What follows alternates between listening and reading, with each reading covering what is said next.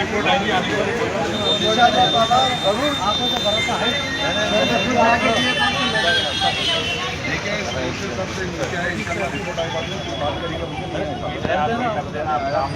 करेंगे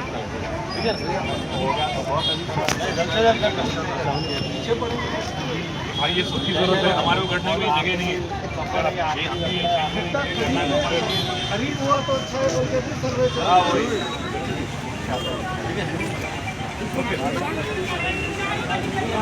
లో అతిపెద్ద కబ్రస్థాన్ ఇది. నాకు తెలిసి దాదాపు 30 సంవత్సరాల నుంచి ఈ ఒక్క కబ్రస్థాన్లోనే యూసుఫ్గూడ, రహమత్ నగర్, మజీద్ గడ్డ, ఫాతిమా నగర్ బస్తీ, వెంకటగిరి ఇవన్నీ చుట్టుపక్కల ఉన్న అన్ని బస్తీలు దాదాపు 18 బస్తీలు ఉన్నాయి. ఈ బస్తీ అందరికీ ఒకటే ఖబరస్థాన్. ఇప్పుడు పరిస్థితి ఏంటంటే ఈ ఖబరస్థాన్ ఫుల్ అయిపోయింది. మన Jubilee Hills assembly constituency incharge Mohammed Azharuddin గారు ఇక్కడ వచ్చినారు. ఇక్కడ బస్తీలో నివసిస్తున్న వాళ్ళందరూ ఒకటే కోరుతున్నారు, మాకు ఖబరస్థాన్ లేదు, ప్రభుత్వంతో రిప్రజెంటేషన్ ఇచ్చి మాకు ఖబరస్థాన్కి జాగా కేటాయించాలని అందరూ ఒక డిమాండ్ చేస్తుంటే, ఆల్రెడీగా అజరుద్దీన్ గారు వక్ఫ్ బోర్డుకి వెళ్ళి పర్సనల్గా వెళ్ళి ఒక రిప్రజెంటేషన్ ఇవ్వడం జరిగింది. జూబ్లీహిల్స్ అసెంబ్లీ కాన్స్టిట్యున్సీలో అతిపెద్ద అవసరం, ఒక ముస్లిం ఖబరస్థాన్ అవసరం, జాగా అవసరం ఉంది. ఇన్ఛార్జ్ మంత్రి పొన్నం ప్రభాకర్ గారు కూడా ఒక రిప్రజెంటేషన్ ఇవ్వడం జరిగింది. అతి తొందరగా ఆ రిపోర్ట్ వచ్చిన వెంటనే మళ్ళొక్కసారి వచ్చేసి ఈ కమిటీతోటి కూడా మాట్లాడతాం, బస్తీలో కూడా మాట్లాడతాం. మేము మా వంతు అన్ని ప్రయత్నాలు చేసి, ఎందుకంటే మేము కూడా చచ్చిపోతే ఇలాంటి ప్లేస్ మనకు కావాల్సిందే. సో డెఫినెట్లీ మేమందరం కలిసి ప్రయత్నం చేస్తాం. కాంగ్రెస్ ప్రభుత్వం ఉంది, రేవంత్ రెడ్డి గారు కూడా రిప్రజెంటేషన్ ఇచ్చినాం, ఇన్ఛార్జ్ మినిస్టర్ పొన్నం ప్రభాకర్ గారు కూడా రిప్రజెంటేషన్ ఇచ్చినాం, వక్ఫ్ బోర్డు కూడా రిప్రజెంటేషన్. అతి తొందరగా మనం జాగా గురించి ప్రయత్నం చేస్తూ డెఫినెట్లీ చేస్తాం, దగ్గరగా చూస్తాం. ఇప్పుడు ప్రభుత్వం స్థలం కావాలి, ప్రభుత్వం నుంచి ప్రొసీడింగ్ రావాలి, ఏదన్నా వక్ఫ్ బోర్డు జమీన్ ఉందనుకోండి, ఆ వక్ఫ్ బోర్డు జమీన్ దీన్ని కేటాయించే ప్రయత్నం చేస్తాం. Thank you. अस्सलाम वालेकुम रहमतुल्लाहि व बरकातहू। मेरा नाम मोहम्मद गौस है, मैं श्रीरामनगर में रहता हूँ, श्रीरामनगर जूब्लीहिल्स कॉन्स्टिट्यूंसी।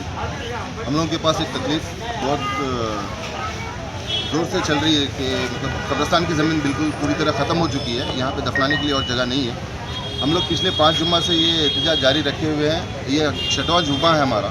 यहाँ पे ऐसा माहौल हो गया है कि एक जनाजे को दफनाने के लिए खबर जब खोदने की कोशिश करते हैं तो 3-3, 4-4 खबरें खोदने की ज़रूरत हो रही है। एक खबर खोदे तो उसमें जनाजा ऑलरेडी रहता। अब एक फैमिली का है तो उस फैमिली के रिलेटेड कोई भी है उस पर दफना सकते हैं, लेकिन दूसरे एहतजाज करें, मतलब उसको एग्री नहीं कर रहे। तो हमारे को एक नई ज़मीन की ज़रूरत है। ये 2+ एकड़ ज़मीन थी जो आज 50 साल से चल रही, काम आई। हमको और 2 एकड़ दिए तो आगे 30-40 साल तक भी ज़रूरत पूरी होती।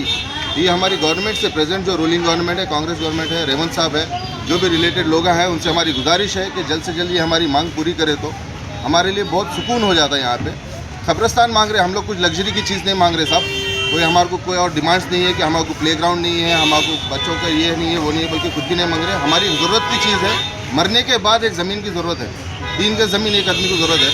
तो उस हिसाब से हमारे लिए अगर 2 एकड़ ज़मीन भी अगर कहीं पर खरीद में दे दिए तो बहुत बहुत मेहरबानी होती गवर्नमेंट की।